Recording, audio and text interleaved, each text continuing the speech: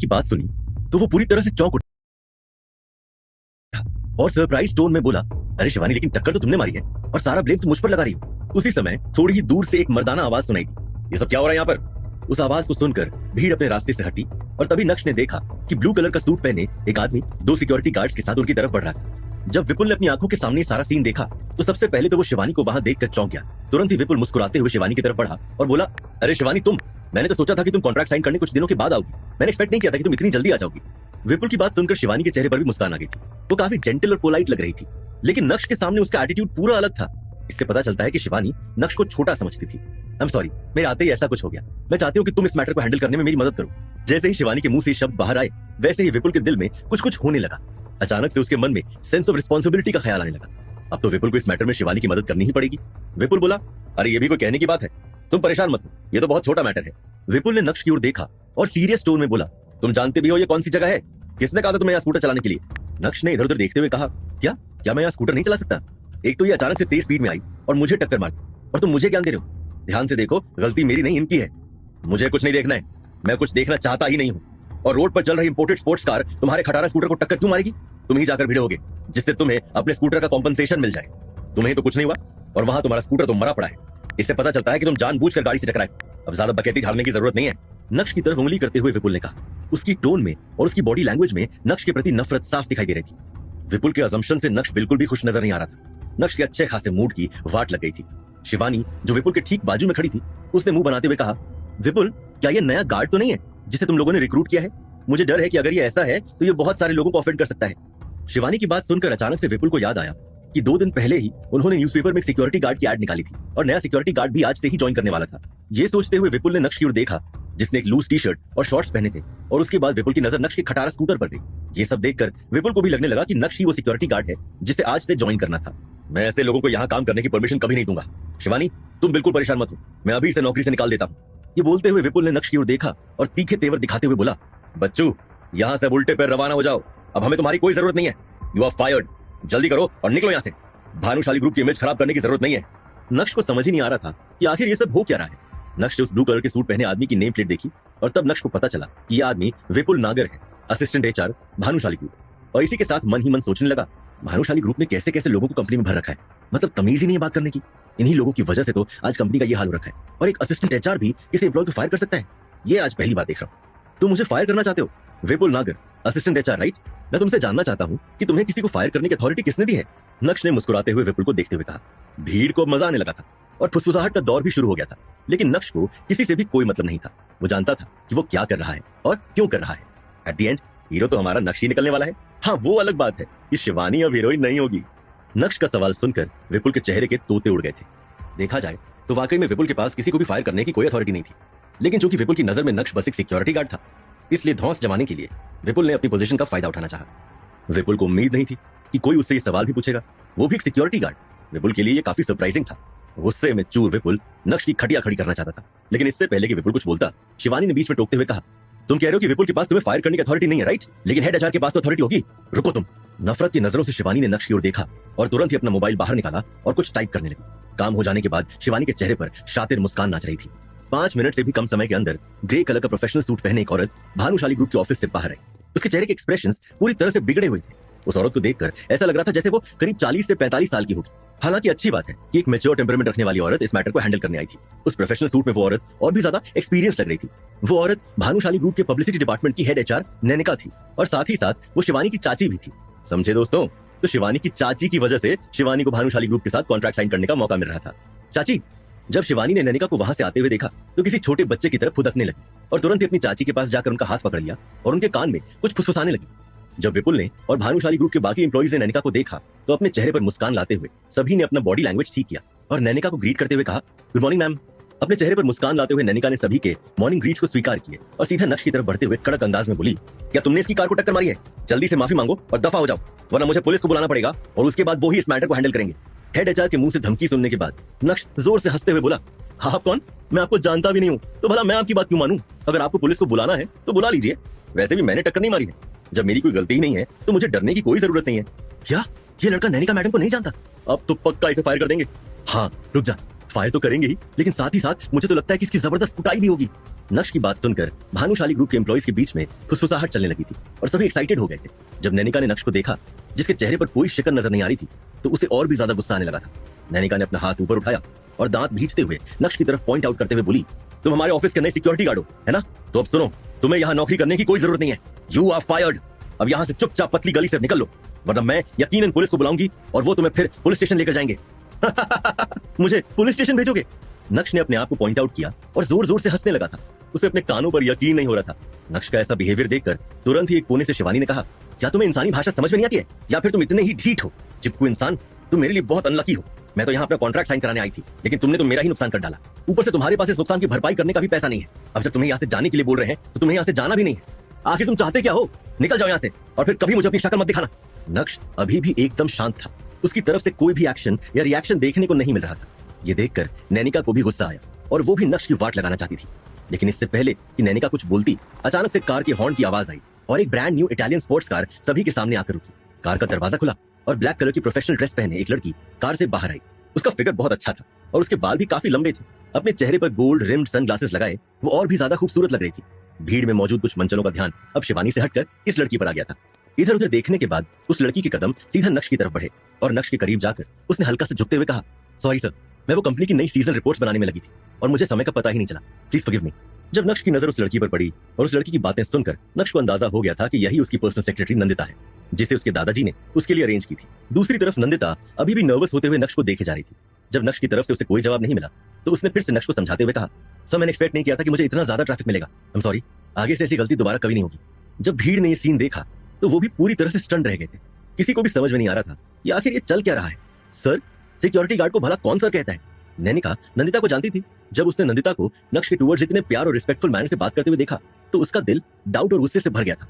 तुरंत ही नैनिका के कदम नंदिता की तरफ बढ़े और उसका हाथ पकड़ते हुए बोली, नंदिता, तुम्हारा दिमाग तो खराब नहीं हो गया है? ये लड़का हमारी कंपनी का नया सिक्योरिटी गार्ड है और तुम इसे सर सर बोल रही हो क्या गया है तुम्हें? Security guard? ये तो हमारी कंपनी के नए सीईओ हैं। जैसे ही नंदिता के मुंह से ये शब्द बाहर आए, वैसे ही वहां कुछ सेकंड्स के लिए सन्नाटा छा गया और उसके बाद सभी एक साथ जोर जोर से हंसने लगे थे। ओह माय गॉड, ये लड़का हमारी कंपनी का नया सीईओ है। इसे सीईओ का मतलब भी पता होगा।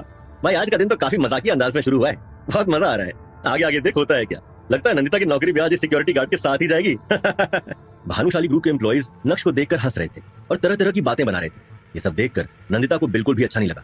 नैनिका के हाथ से अपना हाथ झटकते हुए उसने अपना फोन बाहर निकाला और साथ ही साथ अपने बैग से कुछ डॉक्यूमेंट्स भी बाहर निकाले और नैनिका की तरफ देखते हुए बोली, मुझसे कोई गलती नहीं हुई है, ठीक है? ये रहे वो सारे डॉक्यूमेंट्स जो मुझे यशवर्धन सर ने पर्सनली नए सीईओ के लिए दिए थे और ये रही नए सीईओ की फोटो। ये बिल्कुल इन्हीं की तरह तो लगते हैं। यही है हमारे कंपनी के नए सीईओ। मुझसे कोई गलती नहीं हुई है, गलती तो तुम लोग कर रहे हो। नंदिता की बात सुनने के बाद नैनिका का क्या रिएक्शन होगा? नंदिता के पास जो तस्वीर है, क्या वो नक्श की है? क्या अब नैनिका और विपुल नागर की नौकरी खतरे में थी, या फिर इस तस्वीर के पीछे भी कोई कहानी छुपी होगी? क्या शिवानी को नक्श के स्कूटर की भरपाई करनी होगी? क्या नक्श अब शिवानी के साथ कोई कॉन्ट्रैक्ट साइन करेगा? जब असली में सभी के सामने नक्श की असली आइडेंटिटी आएगी, तब क्या होगा? जानने के लिए सुनिए insta empire, only on pocket FM. Nandita की बात सुनकर उसकी तरफ बढ़ी और उसके फोन में उस फोटो को देखने लगी। उस फोटो में मौजूद शख्स नक्श की तरह ही दिख रहा था, लेकिन उस शख्स का टेम्परामेंट नक्श से काफी ज्यादा अच्छा था। ऊपर से वो शख्स जवान और हैंडसम भी दिख रहा था। शायद मिस्टर यशवर्धन ने नंदिता को नक्श की पुरानी तस्वीर थमा दी थी और इसी वजह से ये सारा कंफ्यूजन हो रहा था। हालांकि शिवानी तो अभी भी मानने के लिए तैयार नहीं थी कि फोटो में मौजूद शख्स नक्श ही है। मिस नंदिता, मुझे लगता है कि आपको कोई गलतफहमी हो गई है। शिवानी ने नक्श की तरफ इशारा करते हुए कहा, ये नक्श है और ये मेरा क्लासमेट रह चुका है। मैं इसे जानती हूँ। आप इसका अपीयरेंस तो देखो, क्या ये भानुशाली ग्रुप का नया सीईओ हो सकता है? बस इसकी शक्ल फोटो वाले शख्स से मैच कर रही है, लेकिन नहीं, ये सीईओ तो हरगिज नहीं हो सकता। शिवानी की नजर नक्श के कपड़ों पर थी और उन्हें देखकर उसे नक्श से और भी ज्यादा नफरत हो रही थी। शिवानी के कहने पर अब नंदिता की आंखें भी नक्श को ऊपर से नीचे तक घूरने लगी थी।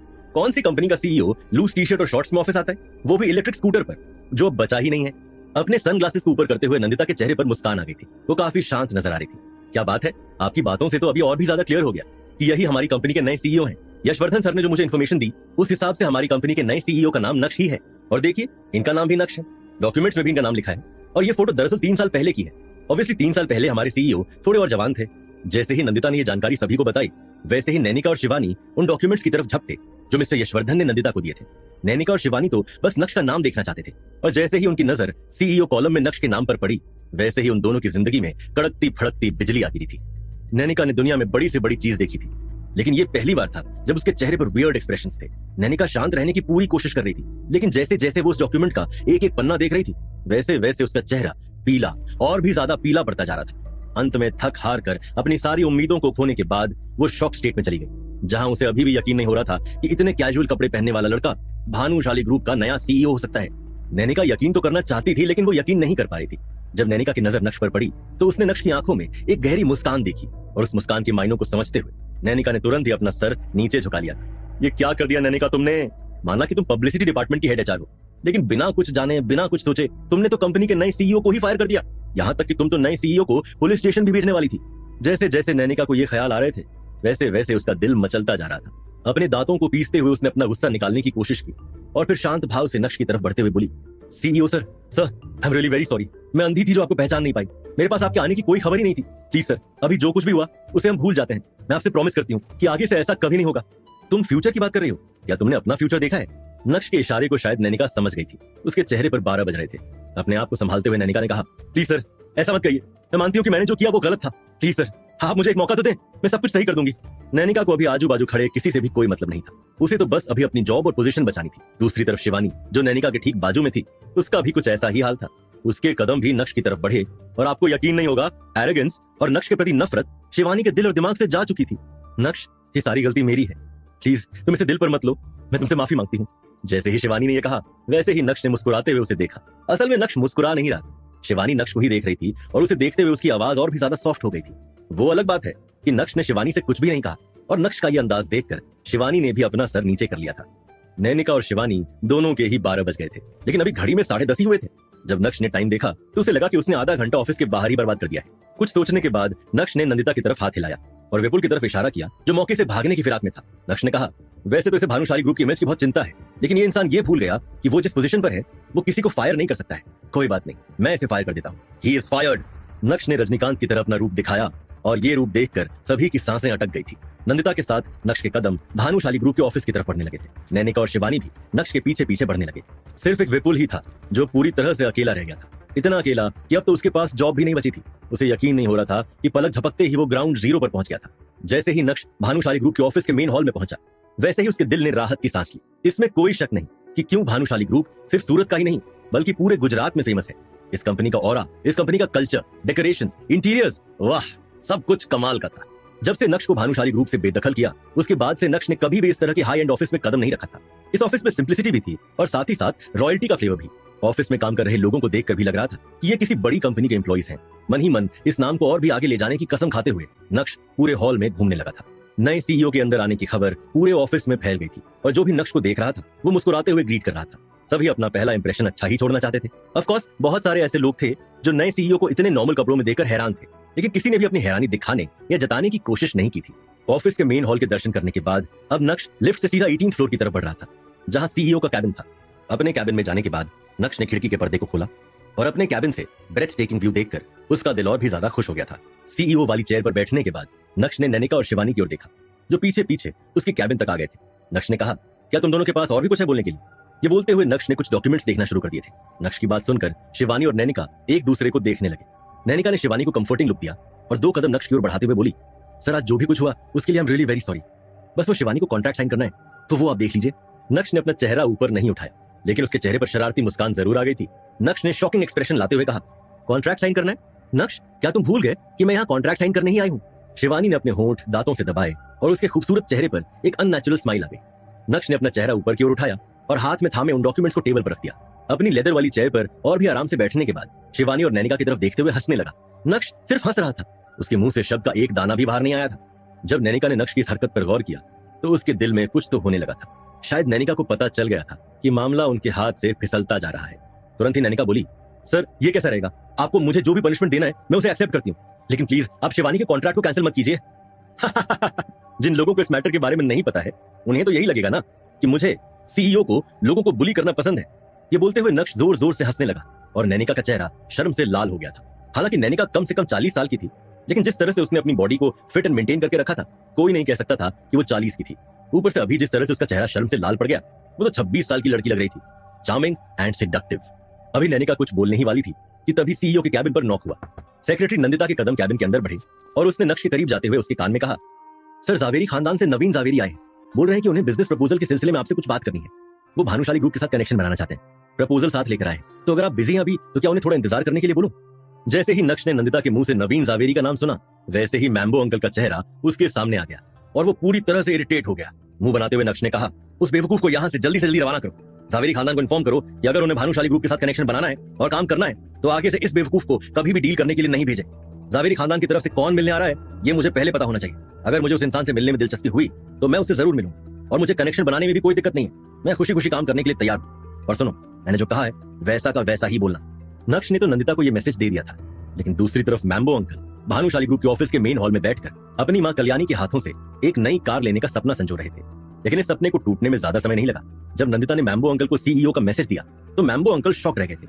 सीईओ का मैसेज देने के बाद नंदिता वहां से चली गई, लेकिन मैम्बो अंकल शॉक स्टेट में अभी भी यही सोच रहे थे कि ये क्या, मैं तो मिला भी नहीं, तो बिना मिले ही मुझे रवाना कर दिया। जब मैम्बो अंकल को एहसास हुआ कि उनके साथ बहुत गलत हुआ है तो उनके मुंह से जोर से कुछ अपशब्द बाहर निकले और इसी के साथ भानुशाली ग्रुप के एम्प्लॉइज उन्हें घूरने लगे थे। तब मैम्बो अंकल को एहसास हुआ कि वो अभी भानुशाली ग्रुप की टेरिटरी में है और उन्हें यहाँ ऐसी कोई भी हरकत नहीं करनी चाहिए। अपने गुस्से को अपने फेफड़ों में भरते हुए मैम्बो अंकल भानुशाली ग्रुप के ऑफिस से निकल गए थे।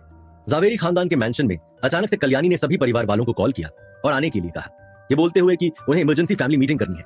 जब कल्याणी ने देखा कि सभी लोग आ गए हैं तो एक गहरी सांस लेते हुए उन्होंने बोलना शुरू किया। मैम्बो आज भानुशाली ग्रुप के साथ मीटिंग करने गया था, लेकिन वो सक्सेस नहीं हो पाई। मुझे लगता है कि कुछ लोगों को इस बारे में पता होगा। माँ, वो हमारे जावेरी खानदान को नीचा दिखा रहा है। उसने मुझे अपनी सेक्रेटरी के सामने बेवकूफ कहा, मुझे जल्दी से जल्दी वहां से जाने के लिए कहा।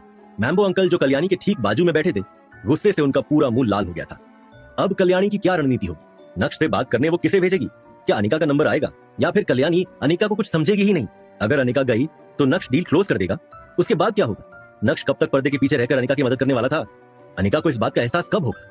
एहसास होने के बाद क्या होगा? क्या उन दोनों के प्यार की कहानी में कोई फूल खिलेगा? जानने के लिए सुनिए insta empire only on pocket FM.